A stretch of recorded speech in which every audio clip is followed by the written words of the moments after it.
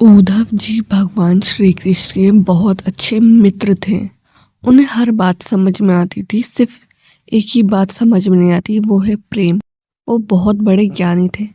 तब भगवान श्री कृष्ण ने कहा, उद्धव तुम जाओ ब्रज, नंद बाबा, यशोदा मैया और गोपियों को जाओ अपने ज्ञान मार्ग से सिखा के आओ कि रोना धोना छोड़ो, ज्ञान मार्ग पे चलो।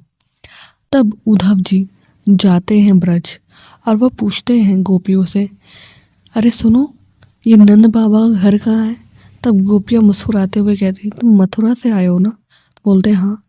बोलते ऐसे मथुरा वाले ही पूछते हैं कि नंद बाबा का घर कहाँ है, क्योंकि इस ब्रज में तो कोई पूछता ही नहीं है नंद बाबा का घर कहाँ है, क्योंकि सबको पता है कन्हैया कहाँ रहता है।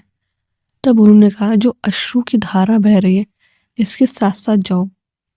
और गोपियाँ कहती, सुनो, इसको कोई समान जल मत समझना। कि जब से तुम मथुरा वाले कृष्ण को हमसे दूर लेके गए हो, तब से ये उनकी याद में नंद बाबा और यशोदा मैया के अश्रु जल है, आंसू के पानी है। तब वो जाते हैं और नंद बाबा से पूछते हैं, अरे नंदराय जी, नंदराय जी। तब वो आते हैं, बोले हाँ बोलो। बोलते मैं ही नंदराय हूँ। बोलते हाँ क्या काम है? कि मैं कृष्ण का मित्र हूँ, संदेश लेके आया हूँ। बोलते हाँ बोलो। बोलते हैं बाबा, कृष्ण आपको बहुत याद करता है, लेकिन आप परेशान मत होइए। कृष्ण आपका बेटा नहीं है, वो तो परम पिता परमेश्वर है। इसलिए आप रोना धोना छोड़िए, ज्ञान मार्ग पे चलिए।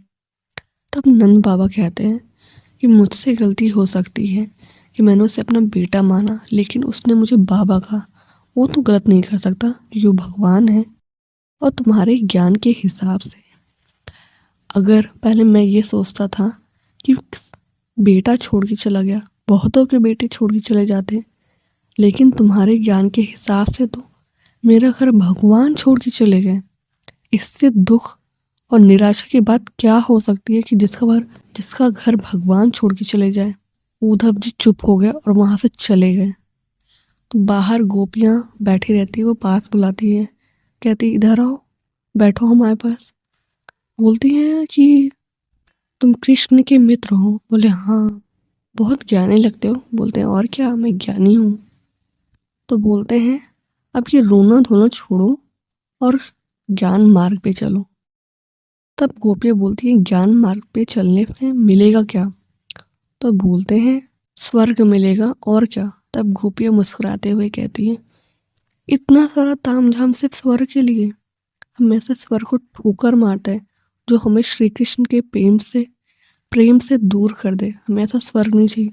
हम तो जन्मों जन्मों तक ऐसा नर्क चाहेंगे जहाँ हमारा कृष्ण सुखी रहे, हमें कृष्ण प्रेम मिले।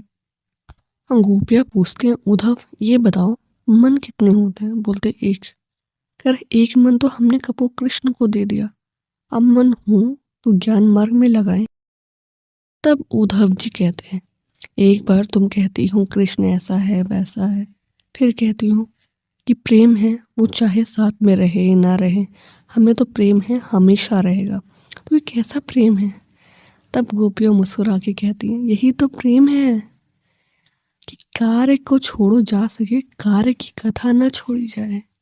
मतलब कन्हैया को छोड़ सकते हैं लेकिन कन्हैया की कथा नहीं छोड़ सकते, क्योंकि अगर वो छोड़ देंगे वही तो हमारी जीने की वजह है, नहीं तो हम मर जाएंगे। ये बात सुनते ही उद्धव जी चुप हो गए और वो ब्रज में 1 महीने रहे। तब वो वापस आते हैं भगवान श्री कृष्ण के पास और पूछते हैं कि प्रभु आप यहाँ क्या कर रहे हैं? आप जाइए, ब्रज वाले आपसे बहुत प्रेम करते हैं।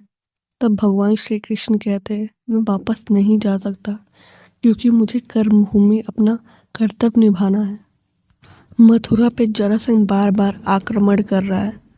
तो बोलते हैं, अरे प्रभु आप जा नहीं सकते तो आप बुला लीजिए। बोलते हैं ऐसा नहीं कर सकता क्योंकि ब्रज का कन्हैया कुछ और था, मथुरा का कन्हैया कुछ और है। यहाँ राजा है, वहाँ ग्वाला था। तो बोलते हैं कभी कभी मिल लीजिए। तो बोलते हैं वो और ख़तरनाक है क्योंकि अगर किसी को पता चला मेरी प्रीति है वहाँ, तब लोग मुझे मानसिक दंड पीड़ा पहुँचाने की कोशिश करेंगे। इसलिए भगवान श्री कृष्ण से सीखिए, प्रेम करो तो ऐसा करो, बेटा बने तो ऐसा बने, बचपन जिया तो ऐसा जिया कि उनकी जैसा बचपन ही किसने नहीं जिया। तो अपने कर्म पे फोकस करें, क्योंकि जब कर्म भूमि बुलाती है, प्रेम को भी छोड़ना पड़ता है। जय जय श्री राधे।